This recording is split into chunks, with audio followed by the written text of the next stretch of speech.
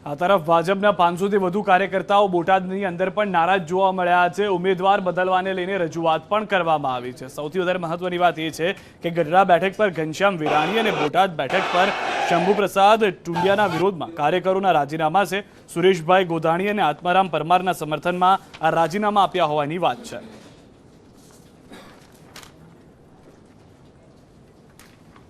તેઓ આવકાર્ય છે, છતાં પણ આજે જ્યારે સુરેશભાઈ છે વર્ષોથી ભારતીય જનતા પાર્ટીના કાર્યકર્તા હોય, સ્વાભાવિક છે કાર્યકર્તાઓની લાગણી તેમની સાથે જોડાયેલી હોય, જ્યારે એમને ટિકિટ આપવામાં ન આવી હોય તે સ્વાભાવિક છે નારાજગી હોઈ શકે।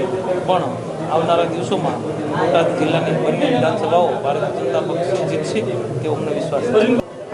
રાજીનામા મારી સમક્ષ આવ્યા છે, 500 કાર્યકર્તા જેટલા લોકોએ આજે રાજીનામા આપ્યા છે, છતાં અમારા પ્રદેશ નેતૃત્વને અમે ધ્યાન ઉપર મુકાશું અને જે કાંઈ આગામી નિર્ણય લેવામાં આવશે તે અમારા પ્રદેશ નેતૃત્વ સાથે ચર્ચા વિચારણા કરી અને અમે નિર્ણય કરીશું। અન્યાય તો આખા બોટાદ જિલ્લાના સંગઠનને, આખા બોટાદ જિલ્લાના કાર્યકરને અન્યાય છે।